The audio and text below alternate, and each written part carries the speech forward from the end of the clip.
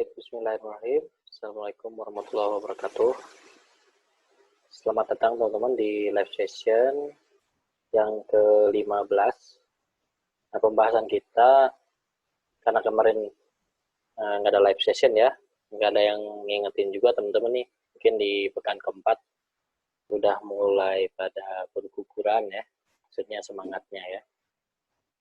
Jadi harapannya teman-teman tetap ngikutin sampai pekan keempat. Justru di pekan keempat ini ya fitur-fitur yang penting di Laravel kita akan bahas. Nah, salah satunya adalah Eloquent ya, mulai dari Eloquent, terus juga Laravel Auth atau Authentication Scaffolding dari Laravel.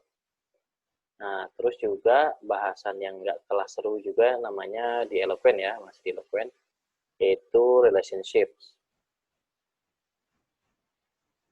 Nah, karena terlalu banyak ya, jadi mungkin saya akan reviewnya sekilas saja. Nah, kalau pesertanya hari ini banyak, jadi saya harapnya tetap ada banyak lah ya, minimal 20 gitu, untuk misalkan teman-teman kalau udah nyobain dan ternyata banyak errornya gitu ya, bisa di-share aja di sini gitu, atau kalau ada pertanyaan-pertanyaan.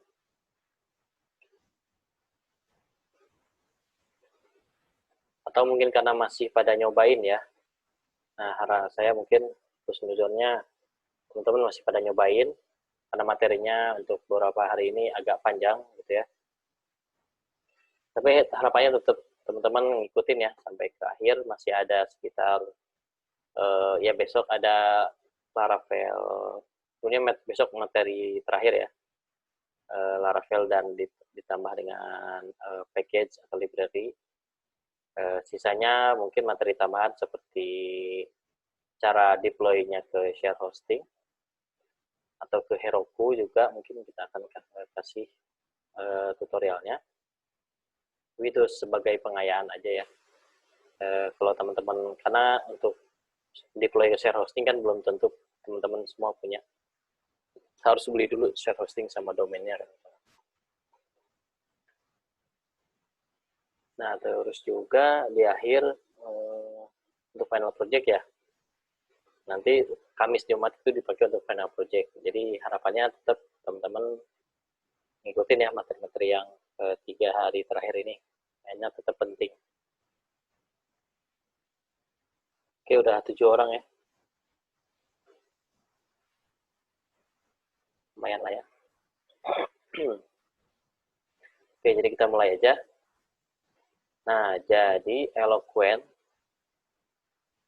di Laravel ini adalah yang biasa kita sering sebutnya model gitu ya. Nah, jadi dia itu adalah ORM. Jadi kalau teman-teman ditonton videonya ya, dijelaskan lebih lengkap ya. ORM itu semacam teknologi ya, kepanjangan atau singkatan dari Object Relational Mapping. Jadi database-database yang relasional seperti MySQL, Postgre, dan lain-lain gitu ya, yang dia itu punya relasi ya. Kita kan kemarin bikin relasi-relasi menggunakan IRD. Nah, sekarang kita implementasi bagaimana caranya si Laravel ini bisa mempermudah kita untuk mengquery data-data dari banyak tabel yang berhubungan gitu, teman-teman. Nah, sebetulnya dengan kemarin kita pakainya query builder CRUD-nya ya. Kita CRUD-nya kemarin pakai query builder, yaitu pakainya yang ini, database terus query builder. Nah, query builder ini mirip dengan SQL sintaksnya, cuman tetap aja lebih mudah yang query builder menurut saya. Karena kalau pakai SQL sintaks kan teman-teman harus pakai istilahnya pakai di dalam tanda petik ya, misalkan ya select bintang from apa-apa kan, itu agak riskan dengan typo dan segala macam ya. Sedangkan kalau menggunakan ini kan sudah menggunakan bahasa yang lebih dipermudah istilahnya, query builder. Jadi walaupun mirip SQL, tapi di sini teman-teman nulisnya kan DB table users, nanti bisa nyebutin select kolom apa aja, terus pakai kondisi where apa gitu ya. dan lain sebagainya. Jadi mirip-mirip perintahnya dengan perintah SQL, cuman ditulisnya dalam kode PHP seperti ini. Gitu. Ya, menggunakan query builder. Biasanya tandanya pakai gini nih, db.2.2 ini artinya query builder. Nah, ini salah satu cara kita mengakses atau kita berhubungan dengan database. Kemarin diperkenalkan yang pertama kalinya adalah dengan query builder. Lalu di hari Senin kemarin,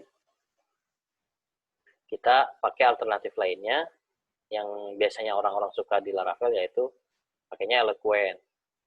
Nah, apa bedanya kalau pakai Eloquent? Nah, Eloquent juga sama, cara untuk kita berhubungan dengan database.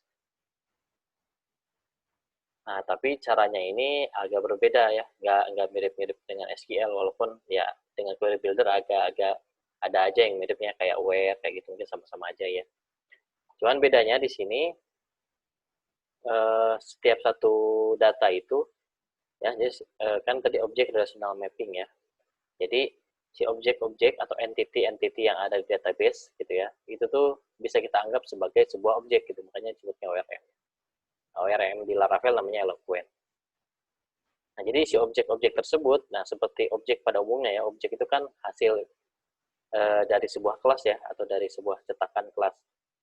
Nah, si objek itu kan bisa punya properti, bisa punya metodenya masing-masing. Nah, seperti halnya sebuah kelas ya. Jadi, bisa kita anggap dia sebagai sebuah objek. Ya, kalau sebuah objek itu kan dia bersifat aktif. Misalkan saya punya data nih, cafe MyPin ya.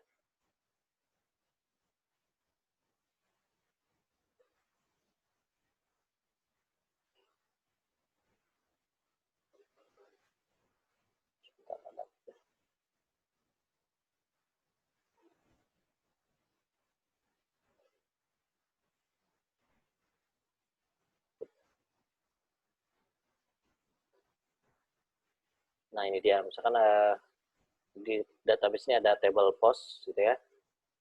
Nah, nanti setiap satu baris data seperti ini ya, ini kita anggap sebagai sebuah objek gitu. Objeknya punya properti atau punya ya properti ya, atributnya apa aja. Punya title, punya byte, punya body, punya ID juga gitu ya. Ini kita anggap sebagai sebuah satu objek gitu. Nah, kalau yang dipakai query builder, nah si data yang kita peroleh itu benar-benar data hasil mirip dengan kalau kita ngambil data dari menggunakan SQL sintaks ya gitu ya. Nah, misalkan saya di sini langsung implementasi bedanya apa aja ya.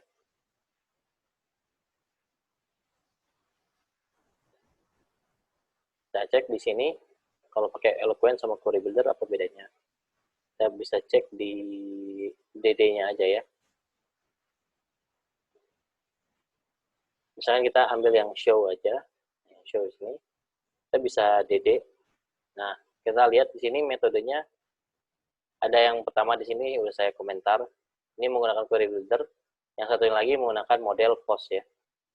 Kalau menggunakan Query Builder dulu deh, kita nyalain lagi, matiin, DD dulu postnya. Nah, kita lihat apa bedanya ya. Kalau kita DD di sini, saya pilih satu yang ini. Nah, ini dia hasilnya. Ini hasil dari sebuah hasil dari query builder ya. Benar-benar semuanya dikasih nih. Ada ID dikasih, created. Dan ini benar-benar ngasih data yang sesuai dengan apa yang ada di database. Tidak adanya ID dikasih, title dikasih, body juga dikasih, created, updated semuanya juga dikasih ya.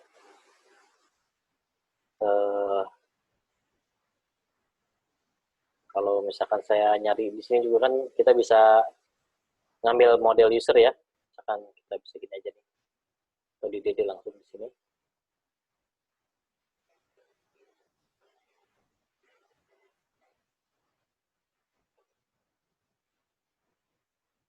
Oh, itu mah tapi model ya. Yang model ini. Nah, ini dulu. DD post ini menggunakan query builder ya.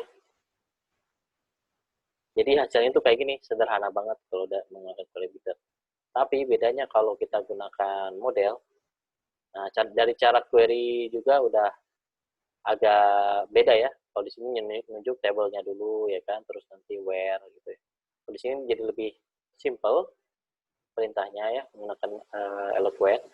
Dan hasil DD-nya, hasil DD datanya kita lihat aja, ini ternyata berbeda.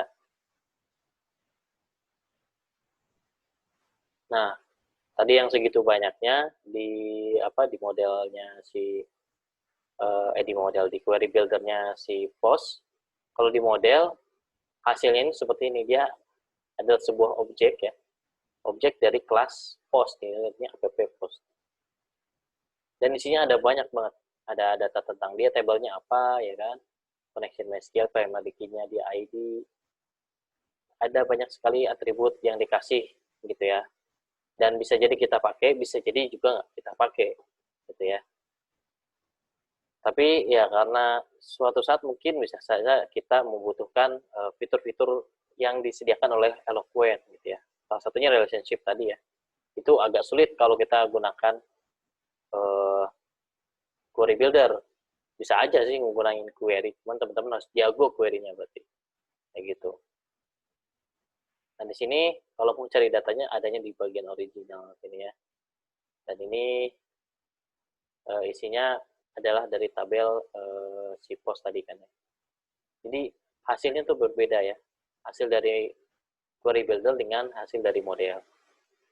Kenapa kayak gitu? Karena kalau di sini benar-benar dia itu setiap satu baris datanya itu adalah cetakan dari dia objek dari sebuah kelas gitu ya. Kelasnya itu kelas post. Postnya ini ada sebuah model gitu ya. Kayak gitu. Jadi semua yang nanti di extend ke model, yang merupakan model pasti punya properti-properti ini, ada table, connection, dan lain-lain. Dan model ini juga kayak bisa berperan aktif gitu ya. Maksudnya berperan aktif gimana? Di sini nih teman-teman. Kalau kita lihat di function store juga. Nah, di post ini bisa gunain kita model panggil metode create gitu ya. Kalau menggunakan yang sebelumnya, kalau pakai query builder kan kayak post sama dengan new post, harus digituin dulu kan ya. Baru diisi, baru di save ya kan. Kalau di sini tinggal gunakan create kayak gitu. Kalau menggunakan query builder sih bukan pakai new, tapi post sama dengan db table insert ya kan ya. Seperti itu. Jadi mirip dengan SQL sintaksnya emang kayak gitu. Nah, kalau di sini tinggal panggil modelnya, terus kita gunakan create. Jadi seolah-olah si kelas itu kayak berguna untuk kita memanggil metode-metode yang jadinya lebih ringkas aja gitu ya dibandingkan dengan query builder. Gitu. Oke, nah itu perbedaannya. Jadi si query builder dengan Eloquent juga ada perdebatan sih beberapa ya tentang performa query builder dengan Eloquent ya. Ada beberapa yang berpendapat kalau menggunakan Eloquent performance-nya itu bisa berkurang katanya sih gitu ya. Jadi lebih baik menggunakan query builder katanya sih gitu. Tapi di sini ada penjelasan gitu ya. Ada strength and weakness-nya juga ya kalau menggunakan Eloquent gitu. Jadi kalau urusannya pakai CRUD untuk CRUD aja bagus nih katanya untuk menggunakan model. Tapi kalau menggunakan query-query yang lebih rumit lagi memang kadang kita agak sulit menemukan istilahnya tetap harus custom sendiri ya, nggak bisa menggunakan model. Jadi tetap lebih powerful yang DB atau pakai query builder. Jadi katanya kalau ngebaca fraud of records, jadi kalau datanya udah semakin banyak gitu ya, jadinya query builder yang approach-nya lebih baik gitu. Nah, ini teman-teman bisa, kalau di masih baru kenal dengan Laravel, kalau menurut saya sih coba dulu yang eh, Eloquent ya, karena banyak fiturnya. Nah, kecuali kalau teman-teman misalkan lebih suka yang query builder, ya nggak apa-apa juga.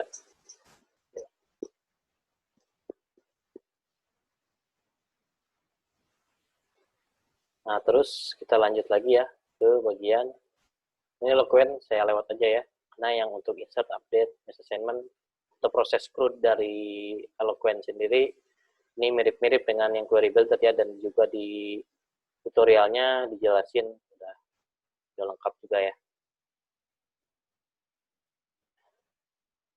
Sekarang kita langsung ke bagian selanjutnya, yaitu out. Ini ada di security authentication ya.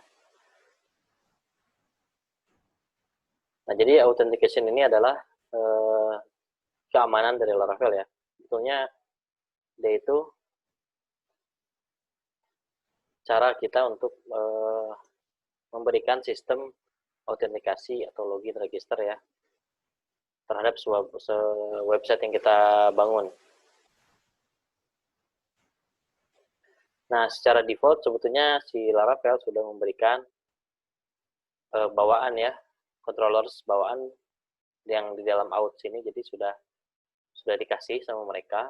Kenapa dikasih? Karena ya rata-rata kan kalau kita bikin web, kalau pengen lebih cepat gitu ya, pasti akan selalu kebanyakan akan selalu melewati proses autentikasi dulu ya, ada registernya, ada loginnya gitu ya. Jadi Laravel udah nyiapin istilahnya sepaket gitu ya, ada controllernya udah dikasih, terus juga di migration-nya juga udah ada. Nah, di migration-nya juga teman-teman perhatikan selalu ada create user stable ya, ada create password, create valid job. Ini biasanya ada 3 ya. Di sini dipakai untuk authentication. Jadi kalau teman-teman bikin project baru, langsung aja bikin authentication-nya supaya bisa gunakan table user gitu, dan bisa langsung ada sistem register dan login, bahkan ada reset password dan segala macam. Nah, tapi ini semuanya kalau mau diaktifin tetap harus ngikutin yang ini ya, ngikutin dokumentasinya. Caranya adalah ini ada 2 perintah ya, composer require ala VUI sama VPUI view min out. Dan setelah diinstal ada perintah tambahan ya, yaitu npm install. Jadi kalau teman-teman belum menginstal Node.js atau npm, nanti nggak bisa keluar juga nih perintahnya. Jadi tinggal perintah ini aja, nanti langsung diberikan apa aja tuh yang dikasih. Yang dikasih adalah kita dikasih halaman untuk autentikasinya ya. Nah, halaman ini memang sederhana.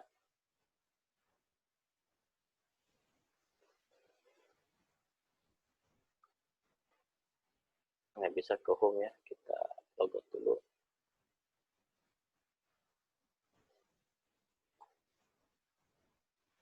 Oh, ini ada login register ya. Nah, halaman login dan registernya juga sederhana ya, menggunakan Bootstrap ya.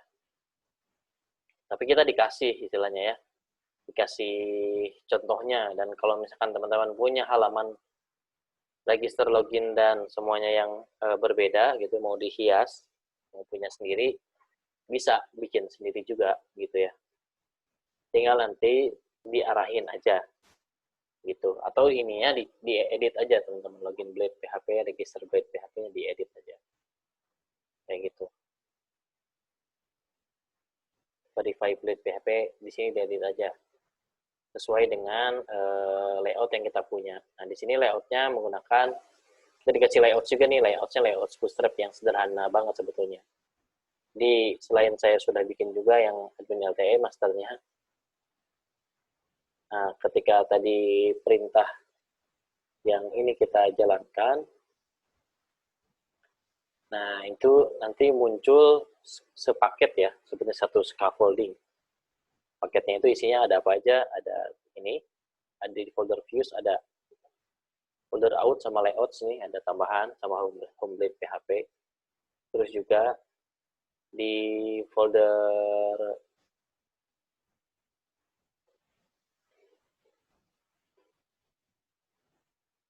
di roots-nya juga ditambahin ya. Nah, ada out roots di sini, semua root yang berhubungan dengan autentikasi lewat satu baris ini ya.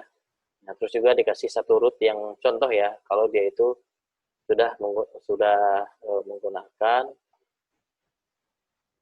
dia itu root yang sudah dikasih dengan middleware ya. Nah, dia dikasih middleware out. Jadi selain kita udah ngasih sistem register dan login, nah yang inti dari kita memberikan sistem autentikasi adalah kita harus bisa mengamankan root kita ya. Jadi root, ada beberapa root yang tidak boleh diakses oleh orang tidak dikenal atau hanya tamu gitu, usernya guest. Nah, cara untuk mengamankannya, di sini teman-teman baca aja. Jadi di sini ketika udah di-install ya, ini kalau dibacanya runut, di sini ngasih views-nya katanya gitu ya, authentication-nya kayak gimana. Di sini root service provider nih, kalau teman-teman mau habis login ngarahnya kemana, bisa diarahin home-nya itu kemana, bisa ke slash home dan segala macam.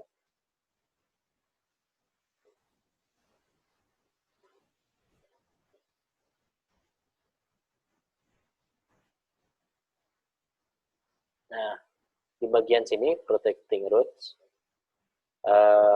kita menggunakan root middleware. Jadi middleware ini ibaratnya adalah bisa diibaratkan sebagai security ya, atau satpam gitu ya, yang mengecek data-data autentikasi kita. Jadi kalau kita berkunjung ke sebuah website, kita akan ditanyain, kamu tuh emailnya apa, gitu ya, apakah kamu terdaftar di website kita atau enggak gitu kan ya. Nah, kalau belum daftar pasti disuruh daftar dulu gitu, atau login. Kalau kita misalkan saya udah pernah daftar, ya udah berarti harus login aja. Tapi saya belum pernah daftar, nanti berarti harus ke register.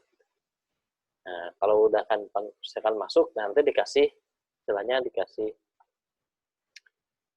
si user yang sedang login itu diberikan session ya, diberikan session. Nah, session itu ibaratnya kita dikasih untuk jalan-jalan di website yang sedang kita buat, itu kayak dikasih tanda pengenal gitu. Kalau kita itu adalah orang dalam, misalnya orang yang sudah pernah register gitu ya. Nah, jadi untuk pemasangannya middleware ini bisa di root gitu ya.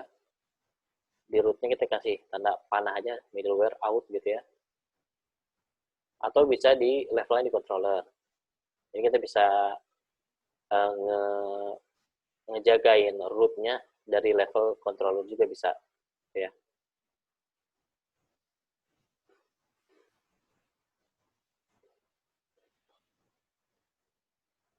Nah, sehingga apa maksud dari kita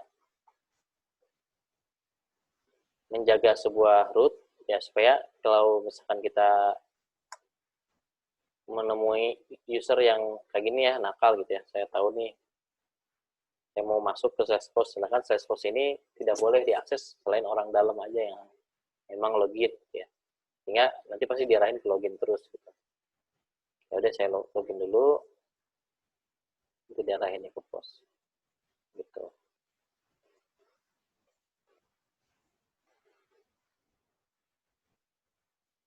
Nah, di sini saya menggunakan di post controller ya.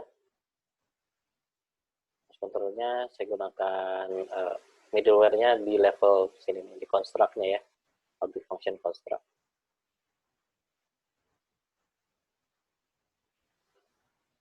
Nah, itu dia untuk authentication. Ada pertanyaan dulu teman-teman? Ini karena materi kemarin nggak ada live-nya ya. Mudah-mudahan teman-teman nggak ada yang error-error yang authentication.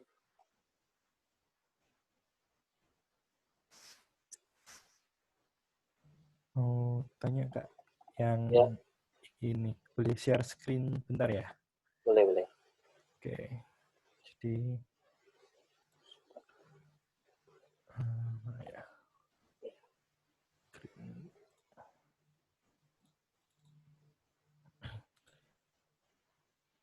Ini ya. Ini yang pertanyaan kontrol nih ya Kak, bener ya?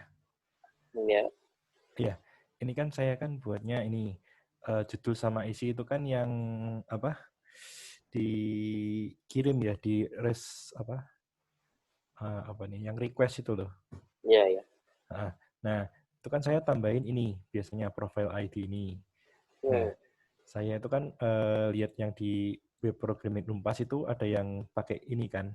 Dia satu baris saja. Ya. Nah, kalau pakai ini apakah memang nggak bisa pakai ini? Untuk masukkan ini kan ini manual ceritanya. Ya.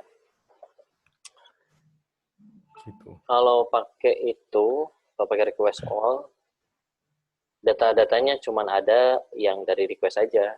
Nah, sedangkan kalau mau ngambil profile ID, eh, paling jadinya tuh ya minta akses dulu. Harus pakai yang ini gitu ya Kak berarti ya. Enggak juga sih, bisa aja sih kalau mau ditambahin. Oh gitu. Karena request all itu kan sebetulnya isinya juga array asosiatif kalau nggak salah ya. Jadi di sini create request all ya. Ini kan sebetulnya bisa diwakili dengan request all ya. Oh. Paling gini, tapi ya maksa jadinya. Kan mau Anda nambahin profil ID kan? Iya. Yeah. Maksudnya ini saya bikin aja variabel misalkan isi lah ya, saya nggak tahu.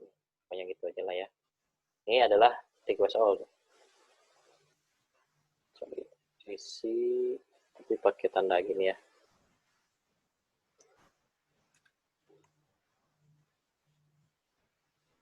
Jangan gini, isi sama request all. Benar.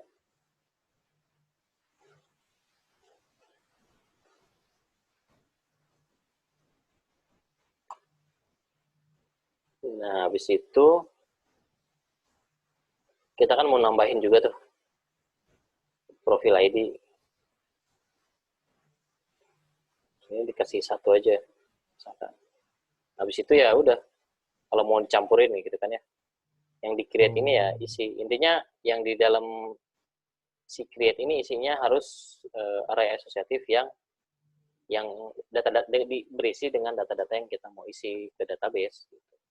Harusnya sih bisa jalan-jalan aja, coba cek aja. Jalan. Oh gitu, coba. Saya coba dulu ya. Itu request all-nya kurang panah itu kayaknya. Saya dulu. Oh iya. Kurang panah request all-nya. Request. Oh ini ya. Ya.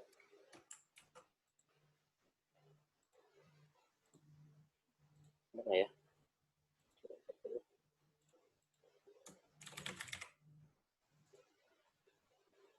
Oh iya bisa. Ya, tetap bisa. Ya, intinya kalau request all tuh benar-benar datanya nggak nambahin dari sesuatu yang request ya, yang tidak ada di form. Atau ya profil ID-nya dikirim juga lewat request. Di formnya jadinya dikasih input hidden misalkan ya.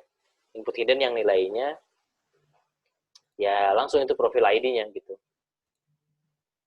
Jadi bisa pakai itu, nanti request all ya, karena kekirim juga datanya di request, bakal masuk juga, tinggal request all, jadi create request all bisa.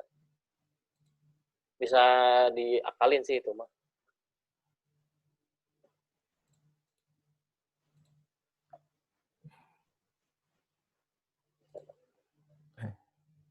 Ini matinya. Stopnya mana ya Kak? Dari saya aja. Oh iya. Udah itu ya. Oh iya. Oke. Oke, nah, lanjut ya. Ada pertanyaan lagi untuk authentication atau yang lain-lain juga boleh lah.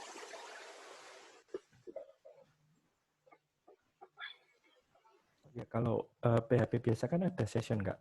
Sessionnya ini di Laravel apa ya? Laravel session ada di sini. Coba login ya. Kalau kita inspect. Dari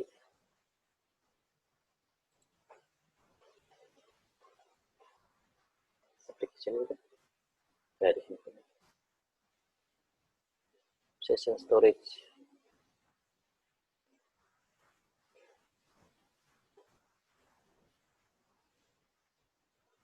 Local storage.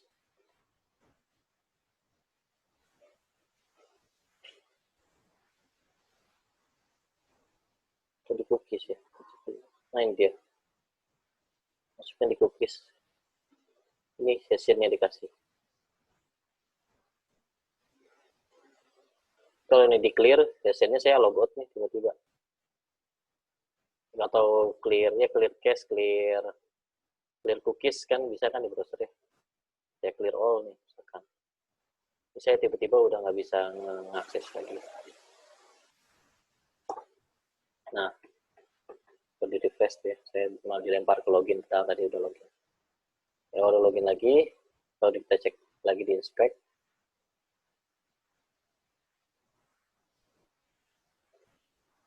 sessionnya ada tapi kayaknya dibikin expire atau ya dibikin logout aja ya.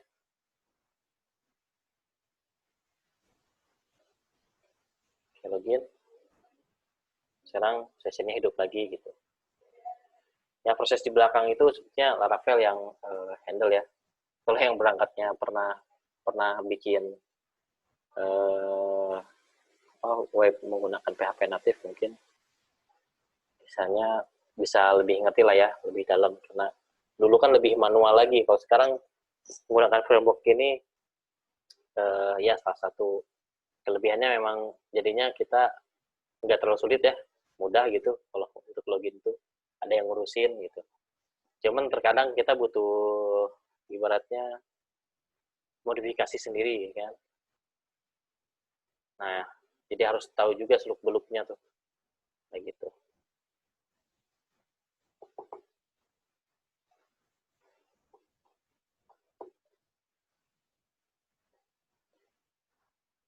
Oke, lagi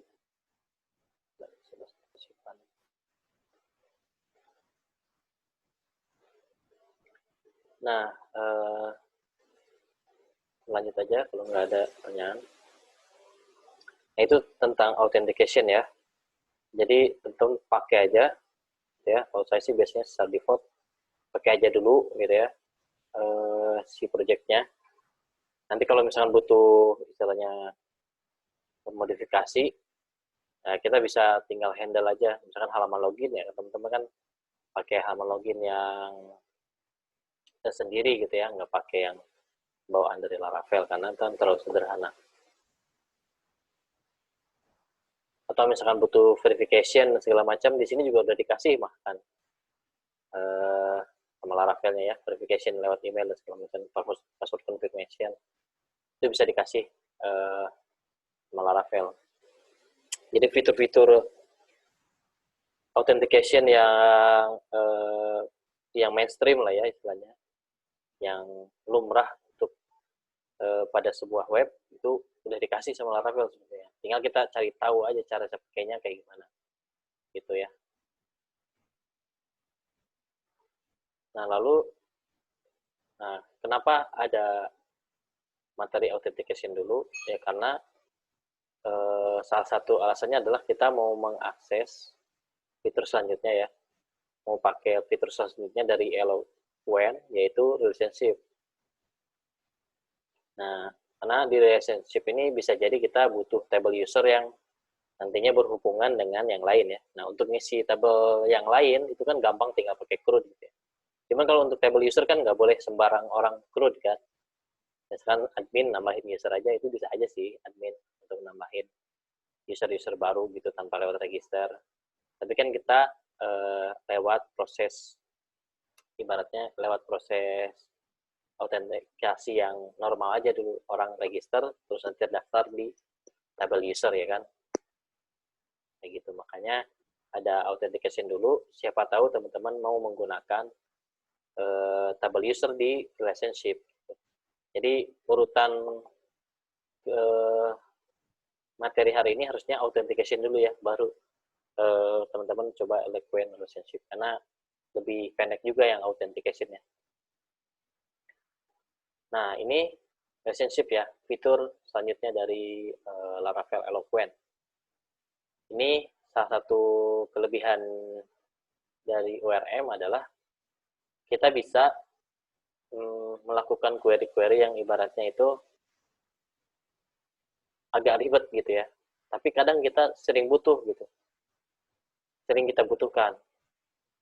Dan kalau kita query, itu bisa aja pakai query builder. Cuman, terlalu panjang lah istilahnya. Dan bahasanya terlalu berbelit-belit gitu istilahnya ya.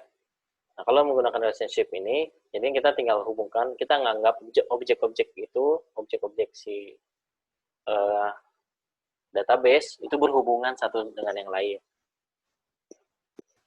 Gitu ya, kita definisikan hubungannya, lalu nanti kita tinggal panggil metode-metode tertentu aja untuk mendapatkan data-data yang kita inginkan. Nah, dari data yang berhubungan gitu ya. Nah, salah satunya itu adalah kalau kita punya data nih, tapi pengennya dapat data dari dua tabel yang berhubungan. Biasanya kalau pakai query builder itu pakai join ya, join, inner join, segala macam. Nah, itu proses ngejoinnya sendiri kan lumayan ya. Join dari ini, on apa ya kan, join itu. Terus pakai where dulu lah dan segala macam. Padahal ada yang lebih singkat diberikan oleh Eloquent Relationship. Nah, seperti yang pernah disampaikan juga ya, relationship yang dasar-dasar ini ada bantuan one to many sama many to many. Nah, one to many inverse itu sebetulnya ya mirip-mirip one to many, cuman ini bagian yang dibaliknya. Antara yang satunya has many, yang satunya belongs to. Jadi ini one to one itu has one dan belongs to juga. Di one to one juga ada inverse-nya kalau teman-teman perhatikan ya. Jadi kayak profile dengan user. Ya, one user has one profile, user has one profile, dan profile belongs to user. Itu inverse-nya. One to many, contohnya satu user punya banyak item, atau ya satu user punya banyak post. Jadi user has many posts, gitu kan? Terus kalau dari postnya, post belongs to user. Itu one to many inverse-nya. Terus yang many to many, contohnya gimana? Satu postingan banyak tag, gitu kan? Jadinya post belongs to many tags. Dan tags kalau dibalikin lagi ya, tags belongs to many post juga. Jadi satu post banyak tagnya, satu tag juga dimiliki banyak post juga gitu. Ini ada tambahan-tambahan yang lain untuk kasus-kasus tertentu ya, untuk bisa baca aja lebih jelasnya di dokumentasi. Terus juga ada yang polymorphic relationships. Nah, polymorphic relationship itu salah satu kasusnya adalah seperti ini teman-teman. Mana pin saya ya? Cek.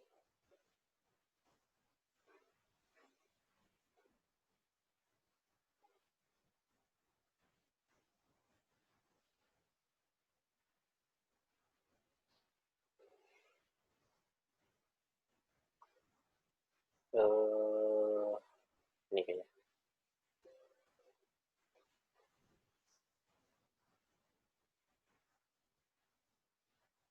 Ya. Bukan ini.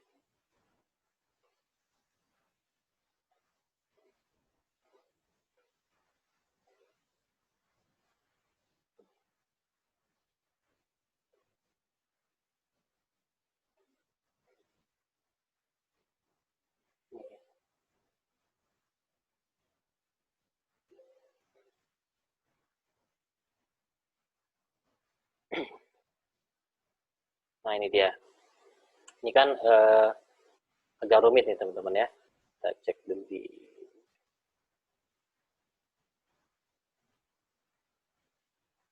PNG.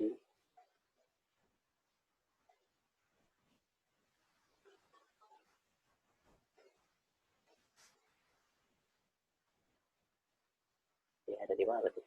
Documents.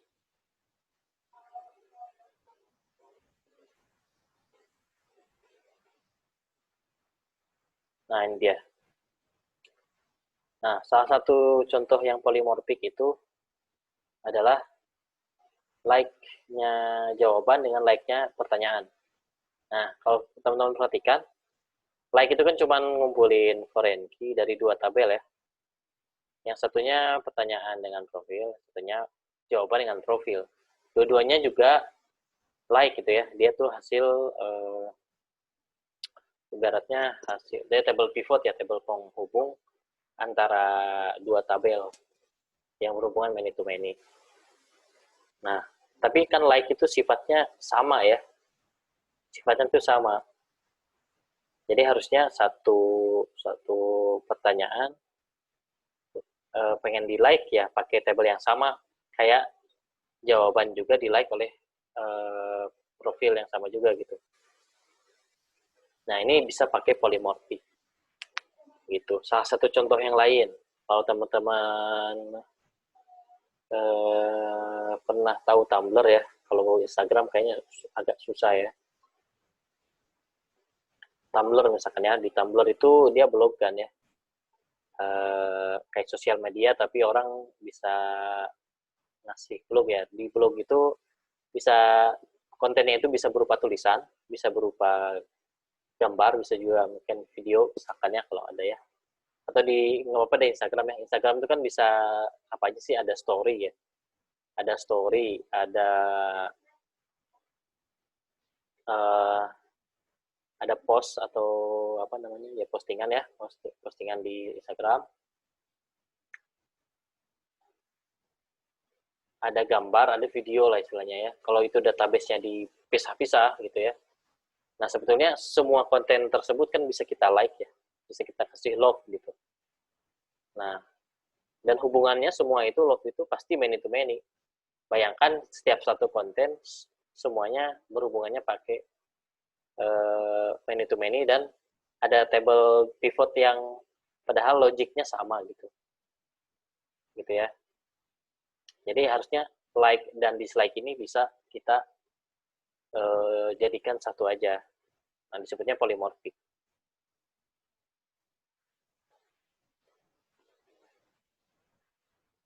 Nah, nih chatnya. Oh, hilang. Oh, ini. Alasannya buat 2 tabel ya biar nggak banyak tabelnya gitu. Alasannya buat 2 tabel apa ya? Daripada di bawah 1 tabel gitu. Apa itu maksudnya?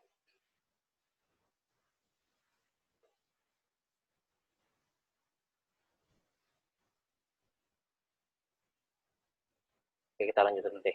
Nanti saya jawabnya ya belakangan. Nah, itu adalah salah satu contoh yang polimorfik. Kayak gitu ya. Dan polimorfik ini nggak cuma many to many polimorfik, ada one to one polimorfik dan segala macam. Di sini dijelasin juga sih, dikasih contoh sama dokumentasinya ya. Misalkan suatu post dengan user may share polymorphic relation to an image model. Jadi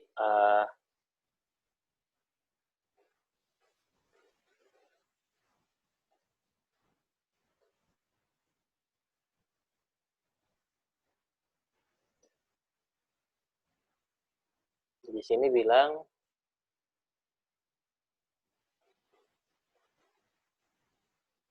oh ya, satu postingan itu punya satu gambar ya kan, dan satu user juga punya bisa punya satu gambar juga atau table profil ya kan. Nah, hubungannya tuh one to one dua-duanya, user dengan image baik post dengan image. Tapi daripada kita bikin image post gitu ya, bikin 2 tabel yang berbeda untuk mengisi satu data yang sama padahal isinya data gambar juga gitu kan ya. Lebih baik kita bikin satu tabel aja gitu. Cuman di satu tabel image gitu ya. Cuman tabel image ini bisa berisi apa aja. Bisa berisi gambarnya si user, gambar profil misalkan ya. Bisa juga berisi gambar postingan. Gitu. Jadi tidak berhubungan dengan satu tabel aja. Jadi hubungannya tidak antar satu ya. Ini misalnya polimorfik disebutnya. Gitu. Ini one to one kayak gini karena hubungannya satu. Ada one to many juga polimorfik. Nah, contohnya adalah komentar ya. Komentar kayak misalkan tadi kembali ke Tumblr misalkan ya. Postingan atau blog itu bisa berisi post tulisan aja gitu kan. Dan bisa dikomentar juga kan ya.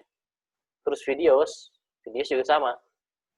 Video juga bisa dikasih komentar. Nah, kalau di sini kasusnya one to many polymorphic adalah yang ada kan komentar ya. Nah, ada komentar jawaban sama ada komentar pertanyaan. Dua-duanya sama-sama komentar, teman-teman. Sama isinya juga ada tanggal dibuat, ada isinya juga kan ya. Sama persis sebetulnya. Kenapa nggak satu tabel aja? Gitu ya. Jadi 2 tabel ya. Kalau kayak gini kan jadi ya ribet juga di database kita. Dan satu tabel nanti kita kasih relasinya itu polymorphic one to many gitu. Di sini nanti ada satu kolom tambahan ya. Ini juga sama di one to one polymorphic juga. Ada 2 malah. Yang biasanya kita pakai foreign key, imageable, misalkan di sini user ID. Nah, di sini disebutnya imageable underscore ID. Jadi ini tabelnya image. Jadi nama foreign key-nya jadi kayak gini, imageable underscore ID, integer gitu. Terus sama imageable type, isinya dia tuh tipenya string. Gitu.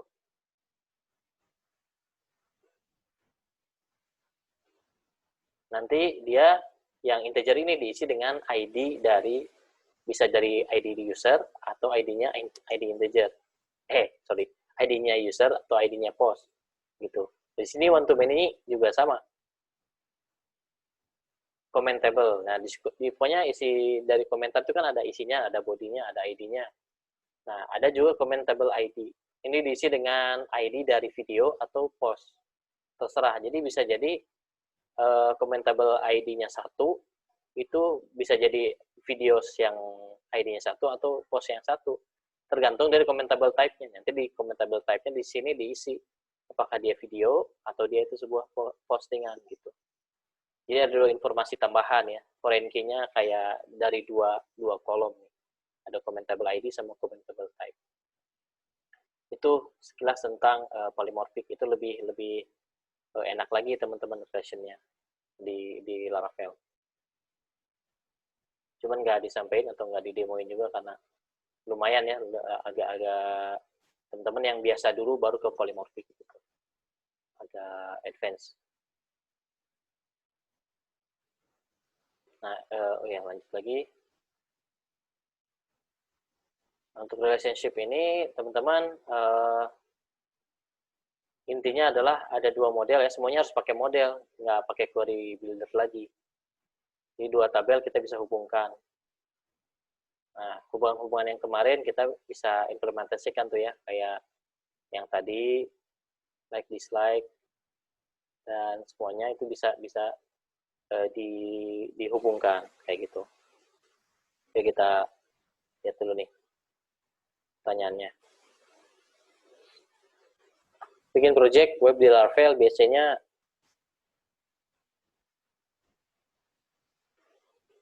ini agak OT ya. Final project lanjut dari tugas kemarin atau baru. Nanti kita kasih pilihan, teman-teman bisa jadi punya ide untuk bikin sesuatu. Kita kasih kebebasan juga. Jadi nanti berembuk dengan kelompoknya. Mau bikin suatu web yang mungkin bisa jadi bermanfaat misalkan ya. Untuk final project itu boleh. Tapi dengan syarat yang kita tentukan gitu ya. Atau bisa juga projectnya itu kita tentukan. Nah, bisa jadi projectnya itu nggak jauh beda dari project yang tugas yang kemarin ya, tugas yang blog ini, tugas yang forum ya. Kamu nanya biasanya kalau mau bikin project web dan Laravel biasanya harus pembuatannya dari mana dulu. Biar di itu yang baiknya gimana. Apa bebas, front dulu, back end dulu.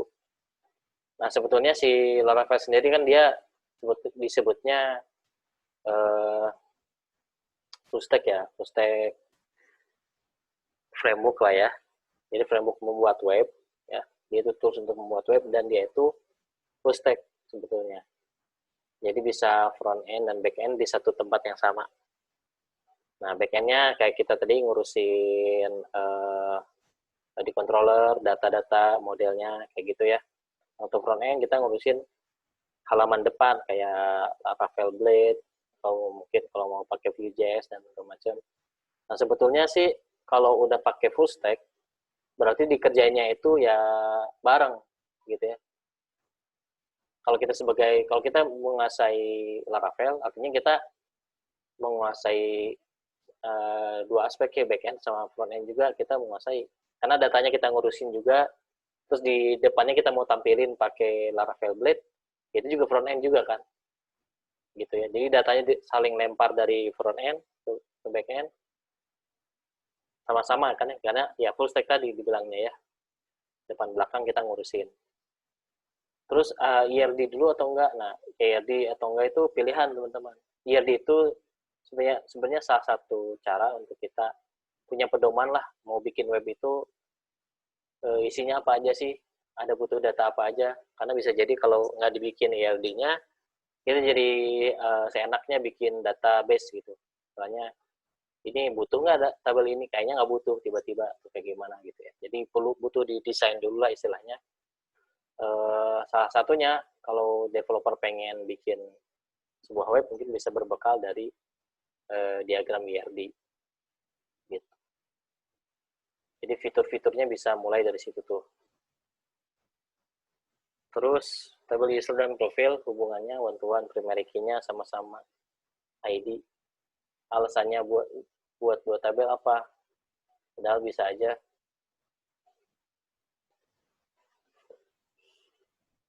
daripada dibuat satu tabel gitu, foreign key-nya sama dengan primary key, ID yang table user dan profile tadi. Aduh, gimana maksudnya? Nah, kalau yang tadi itu alasannya dibikin dua, kenapa? One to one. Nah, saya juga pasti, yang lain juga mungkin ada yang merasakan pertanyaan yang sama ya. Ini profil dengan user. Ini nggak ada sih di sini ya, profil doang. Nah, profil dengan user hubungannya satu, one to one. Sebenarnya boleh disatuin juga. Kalau one to one tuh jadi kayak debatable ya. Mau teman-teman bikin satu tabel atau enggak. Contohnya di sinilah. Kita lihat migration-nya ya. Create user table. Di sini kan teman-teman menyimpan data pengguna ya, data user ya. Ada name, email. Nah, sebetulnya bisa aja sih profil itu ditampilin atau ditambahin datanya di table user ini aja gitu, teman-teman. Jadi string name-nya diganti aja full name gitu langsung, nama lengkap lah, username-nya, emailnya, alamatnya, semuanya dimasukin ke sini di table user. Itu boleh-boleh aja sebetulnya, biar kita istilahnya enggak. Nah, tapi kalau dalam satu kasus ya, ternyata data-data tambahan itu tidak terlalu penting. Misal kita daftar ke sebuah web kan, yang diminta ya mungkin hanya nama, email dulu aja yang penting ya kan. Habis itu dapat email verifikasi, nanti baru profilnya diperbaharui atau dilengkapi ya kan, kayak gitu. Kenapa? Ya secara user experience ya, orang itu malas sebetulnya ketika daftar itu ternyata banyak data yang dibutuhkan. Benar nggak sih? Teman-teman pasti ngerasain. Oh, Anda harus register dulu, register. Nah, biasanya sih register ke web-web pemerintah gitu ya, Dukcapil dan segala macam. Datanya diminta banyak dulu gitu ya.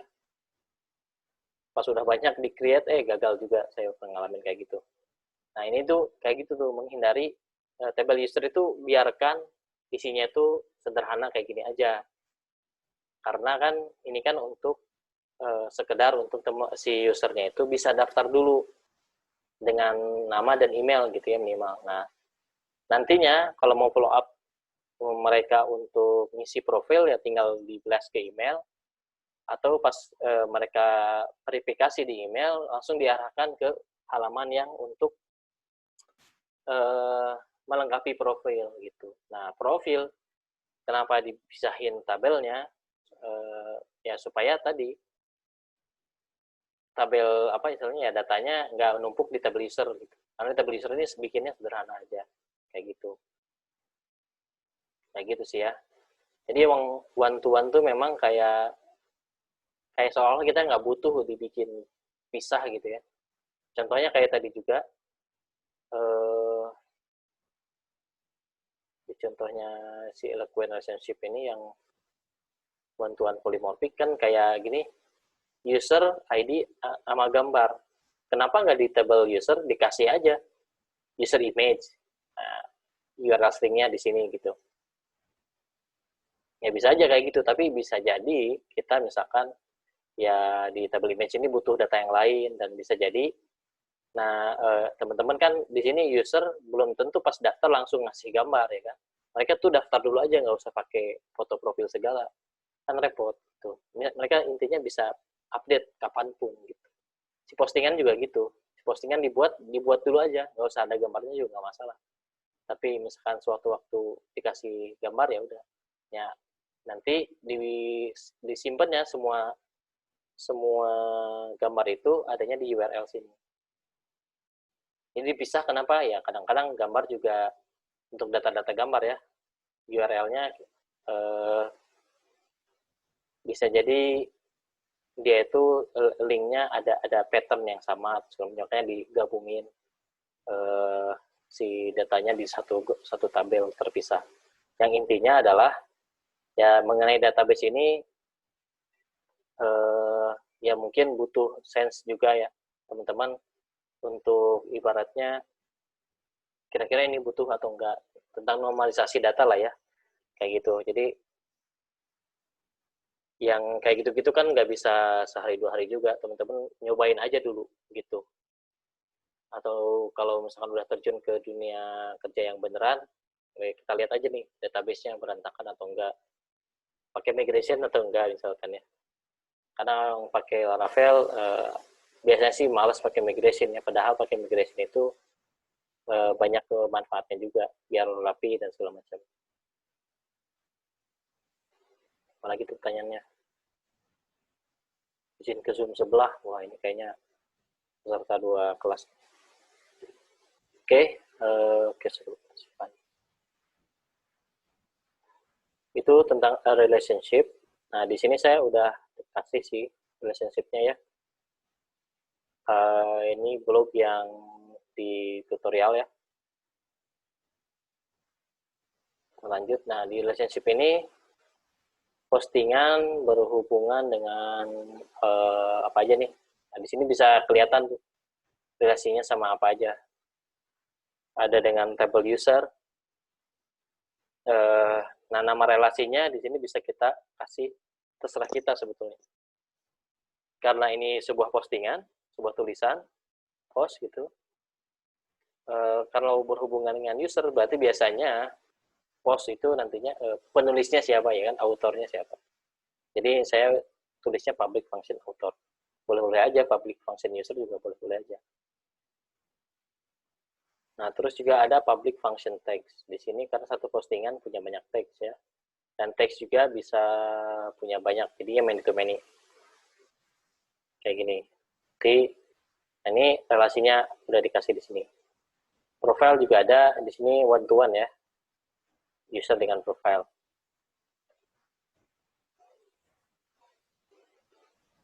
Tag, nah kalau tag di sini bisa kayak gitu juga. Public function tag, tag lagi, ini tag ke tag. Post ya, misalkan saya cari tag tertentu, terus pengen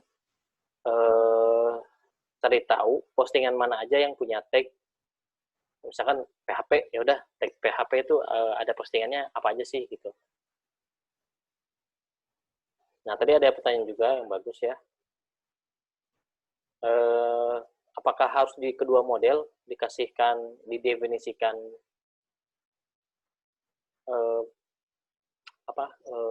relationship-nya. Nah, itu tergantung kebutuhan. Tergantung kebutuhan itu gimana?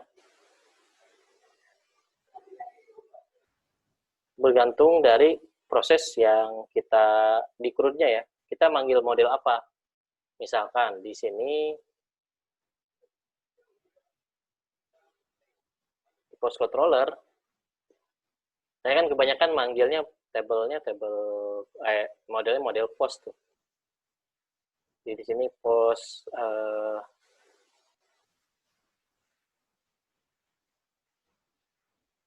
misalkan saya punya post nih, post yang di show ya. Yang di show ini kan saya mau menampilkan post dengan tag-tagnya ya kan ya. Makanya oh berarti si post ini nanti bertindak aktif ya. Ibaratnya objeknya ini bakal kita kasih panah terus tag, nanti berarti artinya postingan tersebut kita cari tagnya apa ya kan kayak gitu. Nah, berbeda dengan misalkan kita ngeklik satu tag terus kita cari postingannya apa aja gitu ya. Misalkan di post controller juga saya di sini harusnya bikin tag controller sih. Saya bikin aja nih public function get post from tag misalkan ya.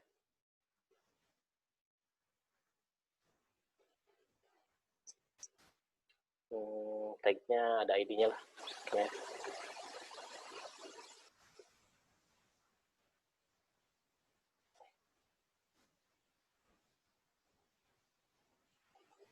Terus di sini saya cari tagnya dulu. Nah, tagnya udah saya panggil tadi di atas ya modelnya. Ini kan kebalikannya nih, tag, terus saya ambilnya find ID. Terus di sini mau ngapain? Mau ngambil, nah postingan mana aja sih yang dia itu berhubungan dengan tag tersebut gitu. Nah, ini tinggal kita didik misalkan ya untuk mencari tahu. Tapi di sini tag panah post ini kan berarti kan dari objek tag ini harus ada public function post. Jadi di model tag ini kita tulis dulu, kita definisikan dulu public function post. Return this belongs to many app tag, terus kita sebutin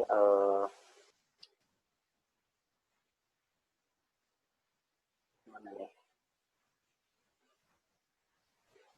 post tag ya namanya ya.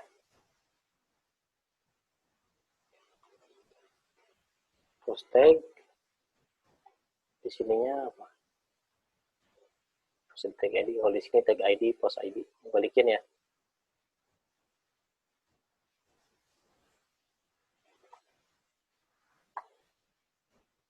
Nah, dengan seperti ini harusnya sih tetap jadi bisa ya.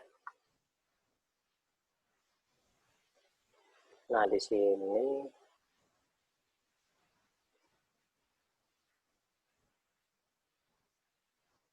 saya bikin sebuah roots baru.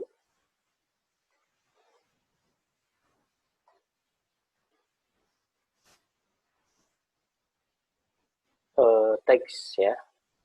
Terus ID. Arahkan ke post controller. Terus nama function tadi get post by tag ya. Kita cek lagi. Lupa. Get post from tag by tag lah. Get post by tag.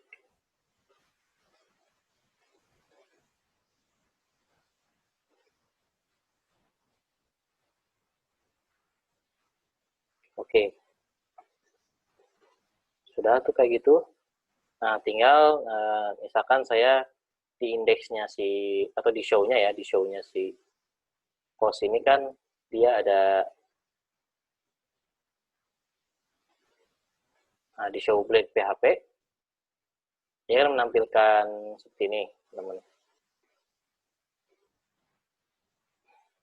Kita show dulu nih. No text ini. Semuanya no text, kita kasih teks dulu deh.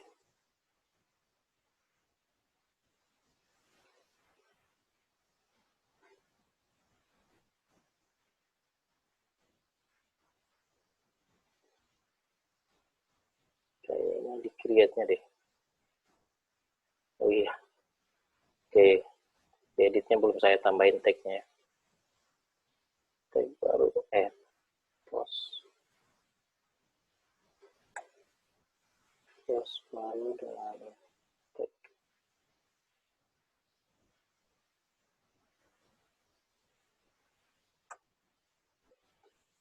Sini saya kasih PHP program coding bootcamp misalkan gitu ya, ikutin. Oke, kita cek di sini. Oke, udah ada tagnya ya. Kita cek lagi.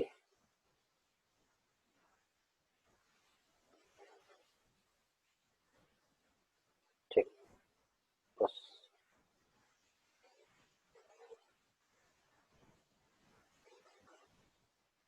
Sini kasih lagi PHP, tapi di sini agak beda dikit misalnya. PHP L.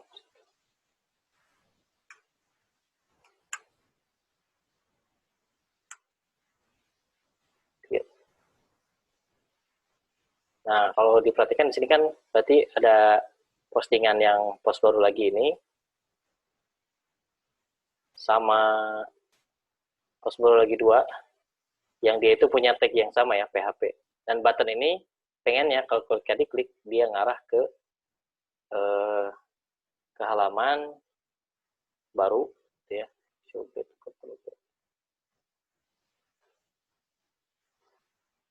Nah, buttonnya ini nggak cuma sekedar button tapi dikasih A deh.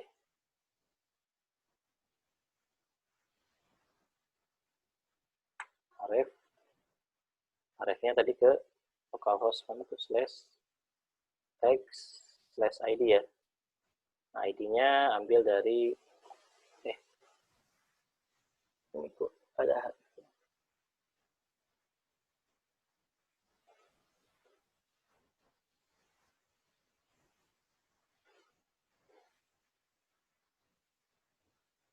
text/id ya.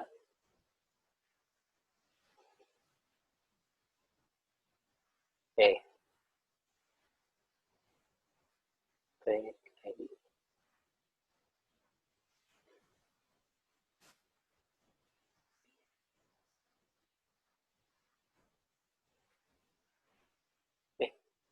Tuh ya.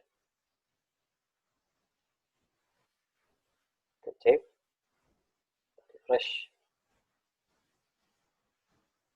Undefined variable ID.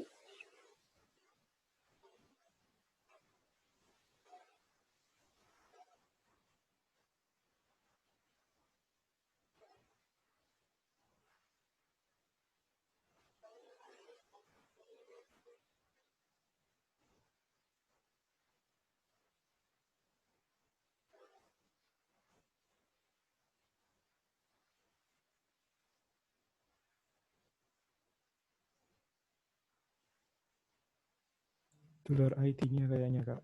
Oh, maaf. Harusnya nggak ada dolar.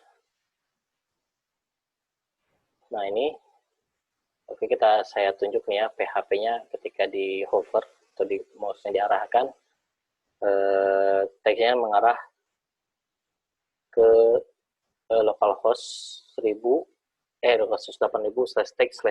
ini /text/5. Ini mengarah ke sebuah halaman ya.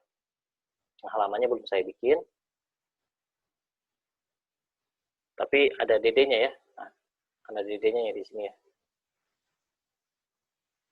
Nah, di sini ada DD. Saya cuman tujuannya pakai DD ini aja. Kita cek ya. Bismillah. Nah, ini dia hasilnya, sebuah relation belongs to many ya. Dan isinya harusnya ada 2 ya. Ya nggak sih, ada 2.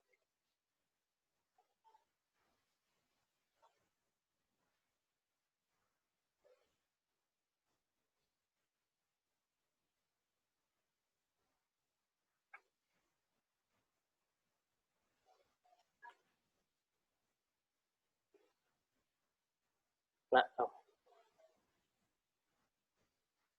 nggak ada yang berhubungan dengan yang satu ya. Kita cek. Padahal PHP sama-sama PHP ya.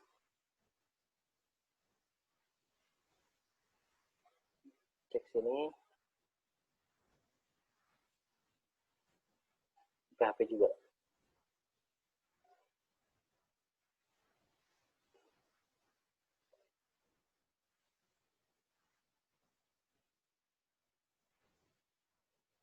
Seleksinya semua. Cek tag post. Ada ya? Nah, harusnya sih harapan saya ini dapat 2 ya, harusnya 2 postingan kan ya.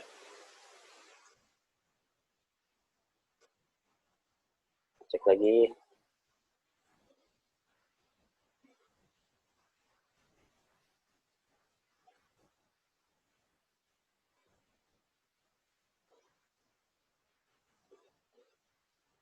Atau saya cek yang 5 deh.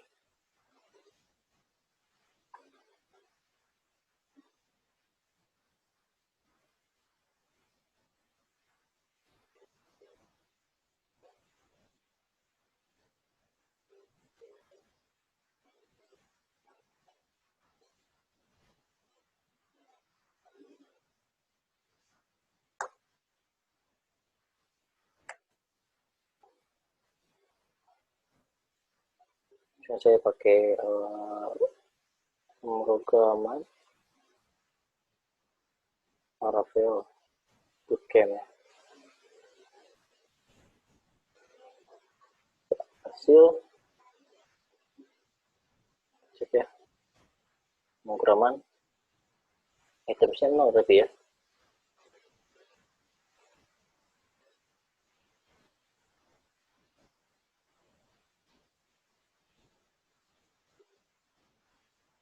Astagfirullah, sini ya salahnya. App post ya.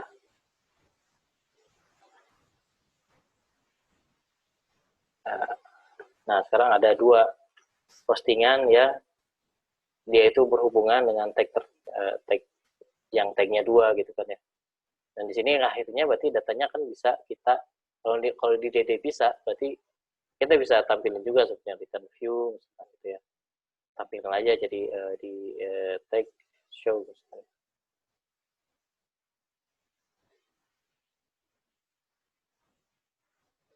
Kalau ada halaman show grid-nya untuk tag itu boleh aja gitu misalkan ya.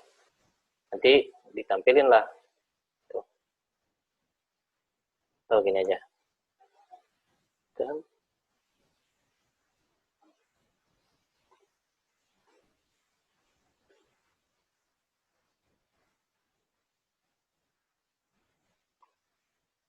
tampilin halaman indeks aja. Kayaknya kan sama ya, tampilkan halaman indeks, post indeks berarti ya.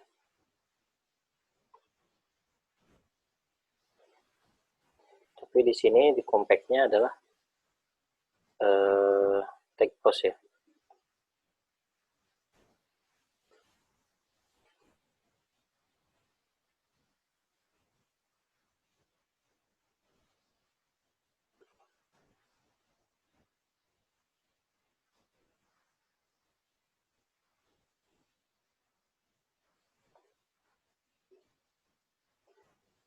Cek lagi sekarang DD-nya matiin dulu.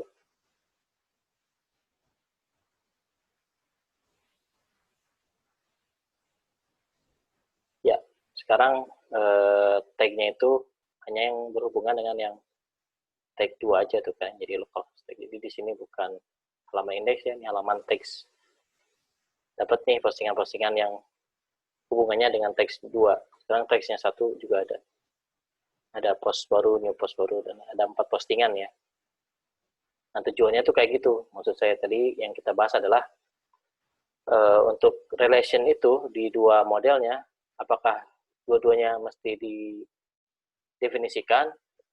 Jawabannya adalah bergantung kebutuhan gitu. Misalkan di salah satu ya kita butuh ketika diklik satu tag tampil tuh postingan-postingannya, contohnya di Stack Overflow juga gini teman-teman ya. Ini kan ada tag-tagnya nih teman-teman. Tagnya itu sebelah sini nih, PHP Function Object Methods Eloquent.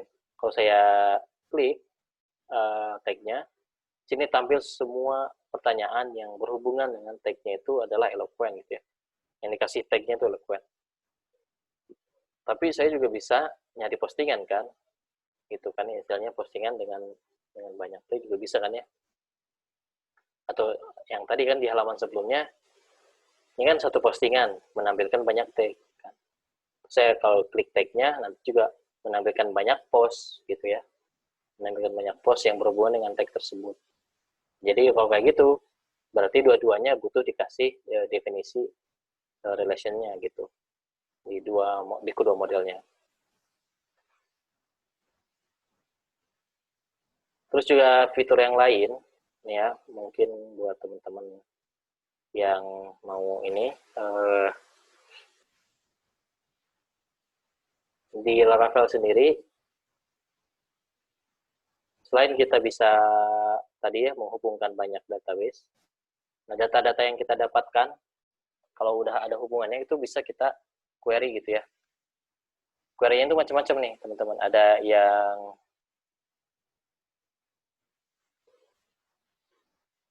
ini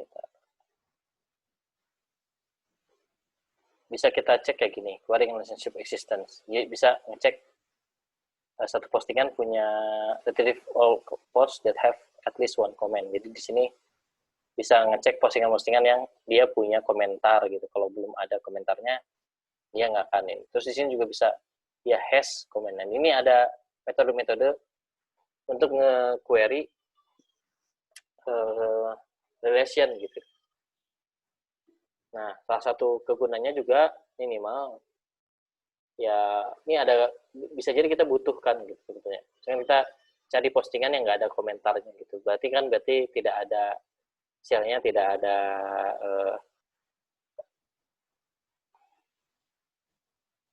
tidak ada reaction dari si pembaca atau disebutnya apa ya di Instagram itu namanya. Ya, tidak ada engagement lah ya, engagementnya kurang gitu. Tidak ada like-nya, tidak ada komentarnya, mungkin bisa di query doesn't have, gitu, word doesn't have, dan segala macam. Nah, bisa juga, nah ini yang bagus nih, pakai count ya. Count, kalau pakai count gini, kita bisa ngitung satu postingan bisa ada berapa komentar tuh. Kayak di Facebook kan, kita cek ada 1000 komentar, itu kan dari mana ngitungnya tuh. Kan kalau pakai query biasa bisa aja sih, kayak DB gitu, query builder itu bisa. Cuman di sini bisa lebih singkat lagi, with count. Nanti datanya with count comments ya. Comments itu berarti relasinya post dengan komentar pakai tuh comments ya. Public function comments, jadi sini with count comments. Jadi bisa dapat tuh berapa komentar dia punya. Salah satu contohnya yang paling sering juga adalah follower. Nah, follower itu kan dia man to man ya. Nah, itu bisa pakai with count juga, teman-teman. Nanti dia jadi ada data follower count gitu. Itu fitur-fitur yang menarik tuh dari Eloquent relationship gitu, yang bisa jadi itu mempermudah kita gitu. Tinggal teman-teman dicari tahu aja caranya di dokumentasi, namanya gitu sih. Ada pertanyaan sebelum kita akhiri nih? Jam 9.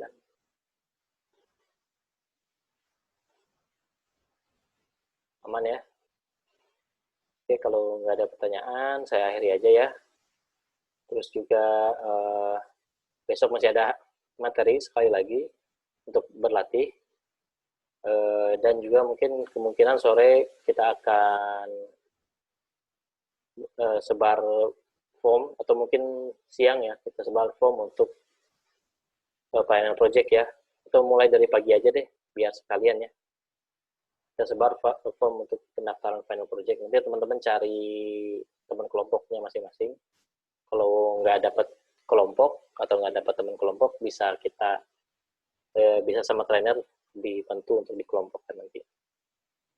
Oke, terima kasih. Sampai jumpa di live session selanjutnya. Assalamualaikum warahmatullahi wabarakatuh.